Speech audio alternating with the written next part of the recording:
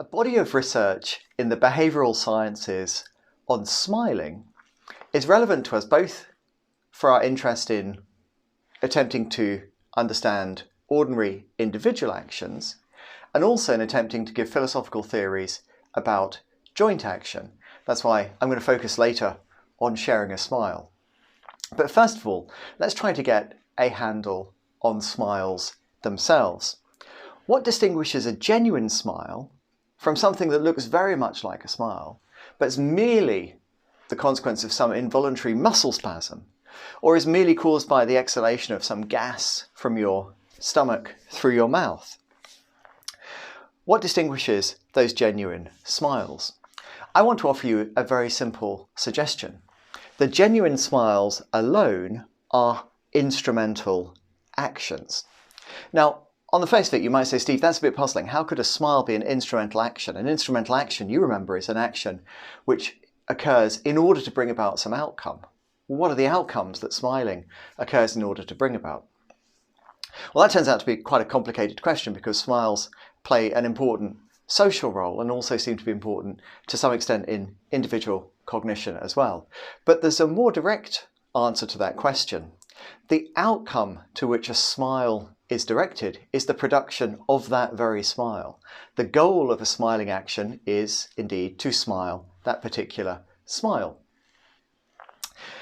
In this way, I'm thinking about smiles as analogous to phonetic gestures, the production of the u, ah, ba that you produce in articulating words, and also as analogous to grasping actions, such as when I perform the action of grasping this clicker. The grasping action is clearly an instrumental action, but if you're asked, well, what's the outcome to which a grasping action is directed? Well, that is the grasping itself, right? The grasping of the clicker. That temporarily extended outcome, the grasping of the clicker, is indeed the outcome to which the action is directed, as we might say, the goal of the action. So it sounds strange, but it's perfectly straightforward to say that smiles are instrumental actions where the goal is to smile a particular smile. Now that view will start to make sense once we recognise that smiles involve complicated, coordinated movements of multiple muscle systems over a period of time, typically from 3/4 to 4 seconds, perhaps. And in producing those smiles, there has to be some variation in how the smile is generated, depending on factors like what the previous expression and what the next expression will be. So you might well go from grimacing to smiling to a more shocked expression. And the past and future will, of course, modulate the way the smile itself is expressed. We also know that sometimes people smile in conjunction with producing other gestures as well. So people sometimes blink in connection with smiling, which can create particularly attractive social gesture.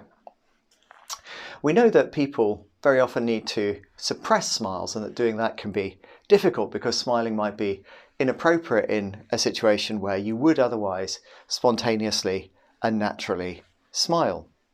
We also know that smiles express a wide variety of different things. So a smile can express happiness or amusement. It can express politeness. It can express mastery over a particular task. And it can express playfulness. So what I say with a smile, I might get away with, whereas I wouldn't say it with a more serious face.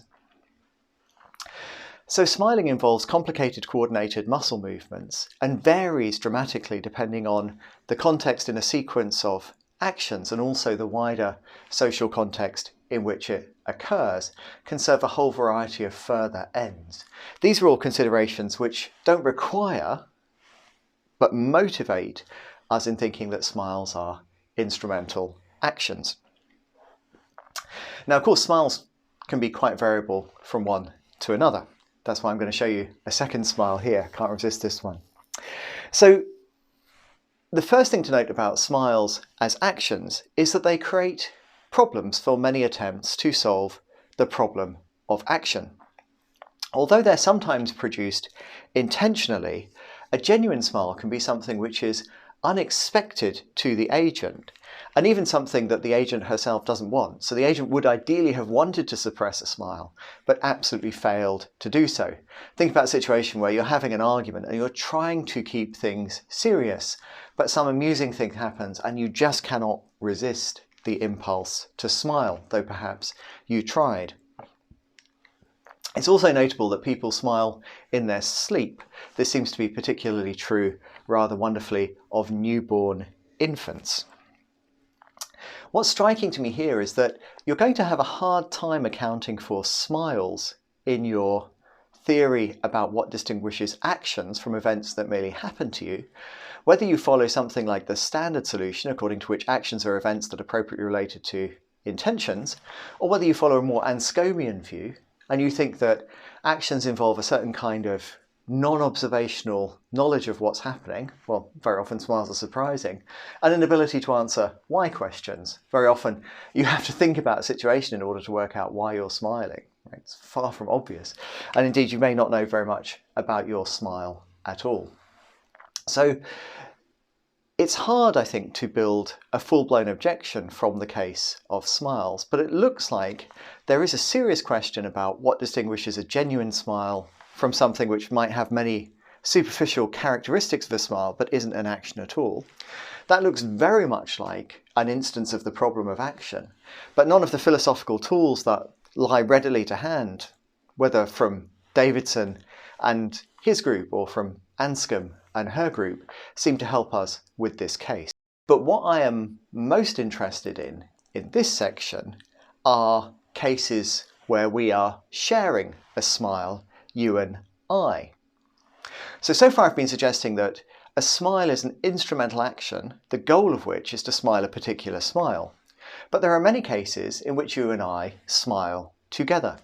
Let's say, for example, that we are attending a performance. We're sitting very close to the front here, and it's a small group of us in the performance, and there's a rather brilliant clown currently on stage, and we gasp jointly as it seems like everything has gone horribly wrong, and this clown is falling. This clown is falling, right? Oh my gosh, this is just a disaster, right?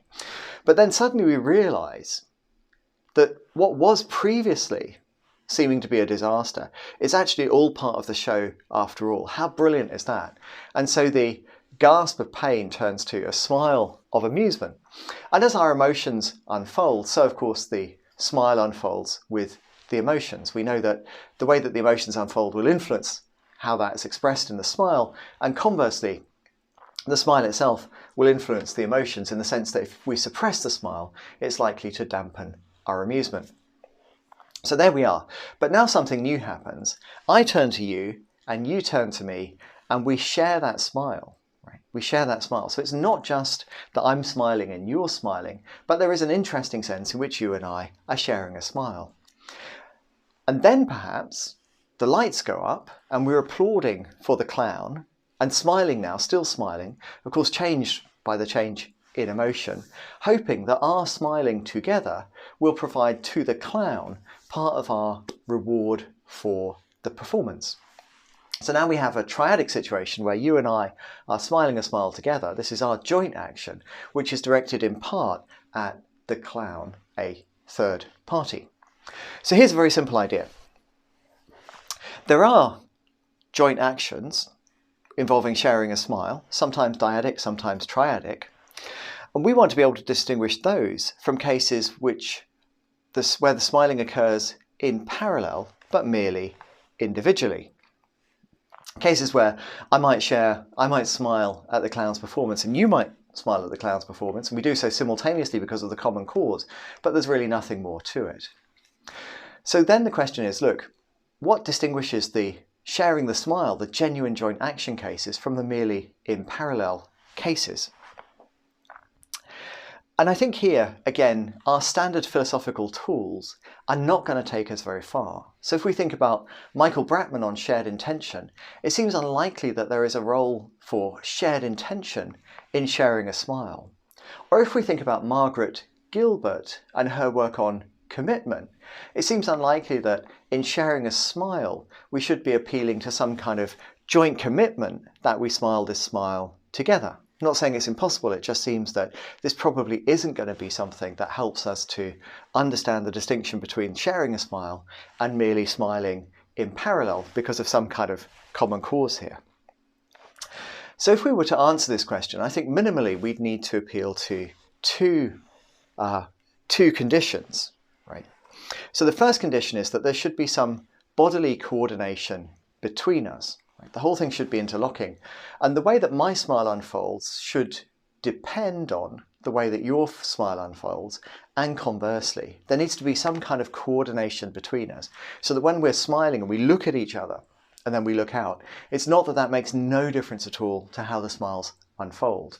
So one of the characteristics of sharing a smile is that our smiles are in some sense causally locked together. There is some element of coordination there.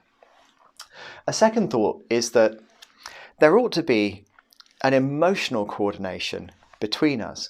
So it should be in sharing a smile that to some degree you and I are both having emotions unfold in something like the same way. And that isn't an accident. There's actually a causal connection between the way that your emotion unfolds and the way that my emotion unfolds. And we can see how that might be in practice because after all, the way that I am smiling will influence not only my own emotion, but your emotion. Dampening the smile will to some extent dampen the amusement and conversely normally. So given that our smiles are coordinated and that we're aware of each other's smiles, that can also provide for the coordination of our emotions. So here's our basic picture of sharing a smile. We don't know exactly what distinguishes sharing a smile from merely from two people merely smiling together in parallel, but we can say that in sharing a smile there is coordination of the smiling action itself, and we can also say that there is some kind of coordination of the way the emotions unfold. To some interesting extent, in sharing a smile, our emotions are locked together. And all I want to suggest about the case of sharing a smile is that it seems to create problems for attempts to give theories about joint action. And those problems seem to arise for almost any attempt to theorize about joint action that we have considered. For the question about genuinely sharing a smile versus two people smiling in parallel but merely individually looks like exactly the kind of question that our theories of joint action are supposed to answer, and yet, as I said a moment ago, seems that appealing to shared intention or commitment won't help us to answer that question. Perhaps then our theory of joint action needs to take some fundamentally different approach, or perhaps there's something wrong with focusing on the case of sharing a smile. That question I will leave with you.